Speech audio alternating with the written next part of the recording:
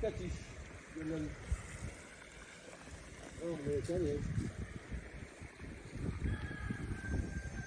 طلع الماء زاد الماء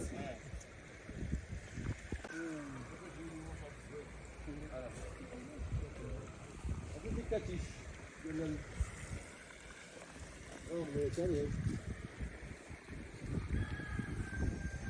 طلع الماء زاد الماء. On travaille dans le cadre d'un projet de préservation et de restauration des habitats de la loutre dans le parc national du Fin bien sûr de conservation avec les communautés locales. Donc dans le cadre de ce projet-là, on a fait des prospections pour repérer les endroits où existe encore la loutre d'Europe et nous avons recherché leurs traces, des empreintes et des empreintes, c'est-à-dire leurs crottes, aussi crottes.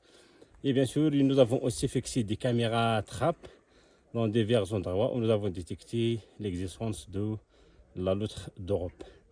Dans ce cadre de projet-là, l'objectif principal, bien sûr, de ce projet, c'est la sensibilisation des pêcheurs qui sont en contact avec les écosystèmes aquatiques, avec les communautés locales. Et pour renforcer, c'est-à-dire l'équilibre entre la loutre avec ses habitats et sa nourriture, on envisage des aménagements au niveau des sites que nous avons validés avec les autorités compétentes des eaux-forêts, c'est-à-dire qui sont capables, ou c'est-à-dire qui ont validé les sites où nous pouvons installer des aménagements comme c'est-à-dire la création des embâcles au niveau des cours d'eau pour créer et augmenter la possibilité d'installation, par exemple, des poissons comme la truite péligrinée et aussi les amphibiens, des crapauds et des grenouilles, et pourquoi pas aussi des couleuvres comme le couleuvre vipérine qui sont des aliments pour la loutre, parce que la loutre est une espèce opportuniste. Elle attaque aussi,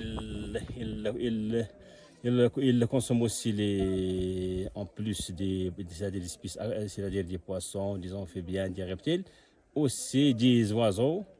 Et parfois, il attaque des poulets pour les habitants, bien sûr. Voilà. Le site où nous pouvons réaliser ces aménagements pour la création des embâcles pour l'eau, Ouad Fillat qui est devant nous, Ouad Admirisme au niveau de la montagne Tel Lund, et aussi Ouad Amergous, l'amont de Ouad Amergous aussi qui présente, c'est-à-dire où il y a encore de l'eau et des habitats pour la loutre.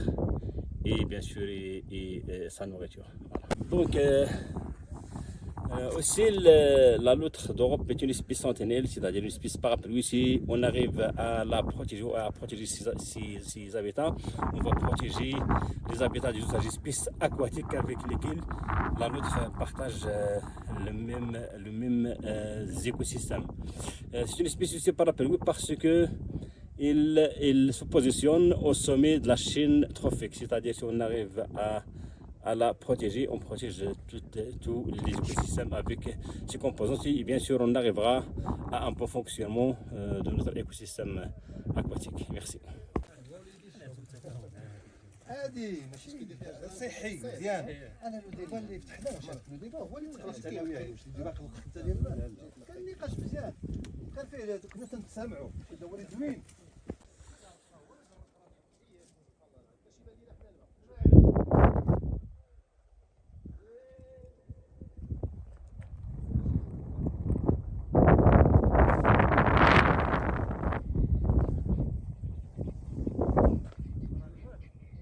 Donc, après appel de groupement d'ornithologie, le GRIPOM, qui nous a appelés pour assister à l'atelier pour la préservation de la loutre d'Europe, Loutre albutra, qui se trouve au Maroc. Et spécialement dans ces régions de la province d'Ifrane. Donc on a répondu à l'appel de Gripon pour venir assister à cet atelier. Vraiment, c'était un atelier qui était très riche, questions, connaissances, informations sur la loutre. C'est déjà un animal, un mammifère qu'on connaît très bien depuis l'enfance et à travers notre métier de guide, parce qu'en fait, comme des guides de l'association de qui parcourent plusieurs territoires de la province d'Ifrane. Donc on a affaire avec des randonnées qui passent dans des zones humides, dans des oueds, des lacs. On a la possibilité vraiment de voir ou bien d'être pas loin de ces zones-là qui sont des catiches ou bien des nids de la loutre.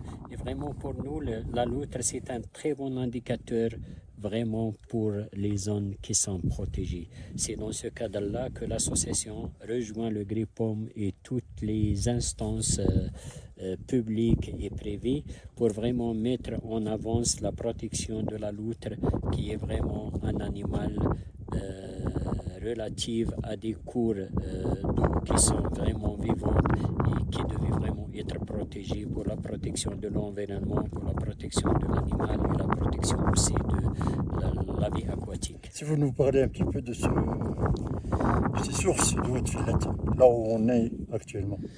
Alors donc, Fellat, c'est un territoire qui se trouve dans l'arrière-pays de la province d'Ifrane. C'est un territoire vraiment qui est très préservé, qui est encore sauvage. Et c'est dans ce cadre-là qu'on a vraiment fait cette visite aujourd'hui avec toute la délégation de GRIPOM et puis les autres instances, parce qu'en fait, c'est une région qui est très jolie, sauvage et qui abrite pas mal de ces individus de mammifères. Aussi, c'est un lieu pour la préservation de la truite fario. Merci.